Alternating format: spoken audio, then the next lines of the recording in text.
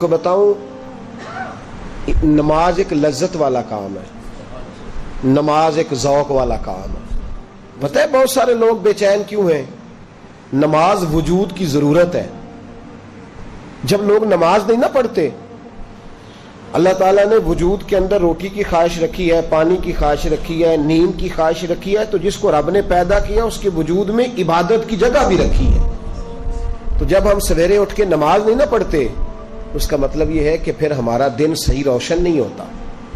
اس بندے کا دن اصل روشن ہوتا ہے جو سویرے اٹھ کے پہلے نماز ادا کرتا ہے۔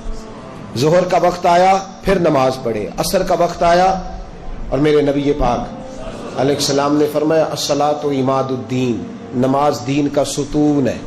ستون کا مطلب ہوتا ہے کہ جس پر چھت کھڑی ہوتی ہے۔ تو دین کی جو عمارت ہے نا، اس کی مضبوطی کب آئے گی؟ جب آپ کو ایک بات بتاؤں، پتہ کی اس کو یاد رکھنا، بے نمازی بندہ جو ہوتا ہے نا، بے نمازی، وہ دنیا کا سب سے بڑا بے وفا ہے اور سب سے بڑا ناشکرا ہے۔ آپ اگر بے نمازی سے وفا کی توقع کریں یا شکر کی توقع کریں کہ وہ کسی کا ساتھ دے گا، تو یہ زیادتی ہے۔ اس لیے کہ جس نے رب کے ساتھ ہی وفا نہیں کی، جس نے ساری نعمتیں دینے والوں کا شکر ادا نہیں کیا، تو وہ تیرا میرا کیسے کرے گا؟ صحابہ کہا کرتے تھے کہ یا اللہ جنت میں بھی نماز کی توفیق دینا، وہاں بھی دل نہیں لگے گا۔ جس بندے نے نماز ہی نہیں پڑھی، باقی وہ کیوں ٹمکٹوئیاں مارتا ہے؟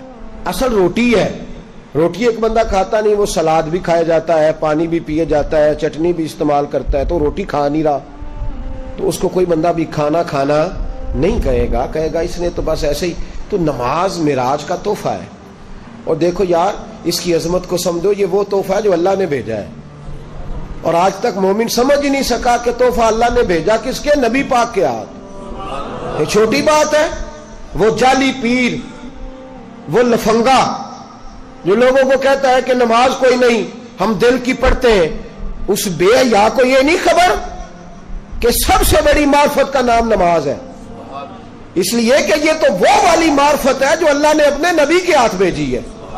درجے سارے ملتے ہی نماز سے، مقام سارے کھلتے ہی نماز پہ ہیں۔ میرے رسول پاک نے فرمایا اللہ تعالیٰ نے کوہ طور پر نور کی ایک تجلی ڈالی جس سے حضرت موسیٰ بے ہوش ہوئے۔ فرمایا جب میرا امتی اللہ اکبر کہہ کے نماز کی نیت باندھتا ہے، رب کریم اس پر اس طرح کے نور کی 70 تجلیاں ظاہر فرماتا ہے۔ آپ یقین کریں جب اعلیٰ مقاصد کی بات ہوتی ہے تو میں ڈر جاتا ہوں۔ میں کہتا ہوں میں اس قوم سے کیا کہوں کہ جہاد کرنا ہے، افغانستان کے بچوں کو بچانا ہے جو ابھی تک نمازی نہیں ہو سکی، جس سے آج تک ہم نماز کی پابندی نہیں کرا سکے، وہ قوم دین کا بول بالا کرے گی؟ اب تو شرم آتی ہے کہتے ہوئے کہ نماز پڑھا کرو، شرم آتی ہے یہ لفظ ادا کرتے کہ ہماری ساری زندگیاں گزر گئیں، ہم ایک نماز نہیں پڑھوا سکے۔ ایک بات اور یاد رکھنا، جو مجھ سے زیادہ پیار کرنے والے لوگ ہیں، میرے قریب رہنے والے، اگر میں نے کسی سے نماز کا پوچھنا چھوڑ دیا ہے نا، تو اس کا مطلب یہ ہے کہ میں سخت اس شخص سے بیزار ہو گیا ہوں، اب میں پوچھتا ہی نہیں اس سے۔ کتنا کو بندہ پوچھے؟ جب بہت سارے کام کوئی بندہ چھوڑ جاتا ہے نا، وہ حضرت رومی فرمایا کرتے تھے جب تیرا کوئی محبوب تجھ پہ غصہ کرنا چھوڑ جائے تو پھر سمجھ لینا تیرا اس کا تعلق کمزور ہو گیا۔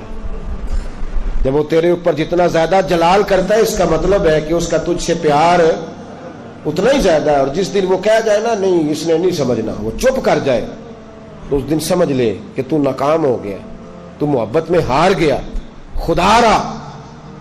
نماز تو حسن ہے دین کا۔ تو کیسے سویا رہتا ہے جب اذان ہو جاتی ہے؟ تجھے کیسے خیال نہیں آتا جب تجھے مسجد؟ تو بتا تو صحیح، اللہ کی دھرتی پہ رہ کے، اس کے آسمان کے نیچے اس کی روٹی کھا کے، پھر وہ جب سزا دیتا ہے نا، تو پھر کروڑوں روپیہ دراز میں پڑا ہوتا ہے، پر مالک کہتا ہے بس سوائے دوائی کے کوئی شے نہیں تجھے کھانے دوں گا، کھا کے دکھا، کر جرت، کر ہمت۔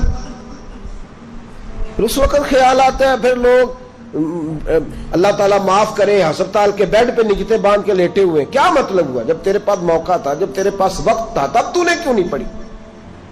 بے نمازی اتنا بڑا ظالم ہے کہ وہ اللہ تبارک و تعالیٰ کی ساری نعمتیں کھاتا جاتا ہے، ہڑپ کرتا جاتا ہے، اور اس کے حکم کی پیروی نہیں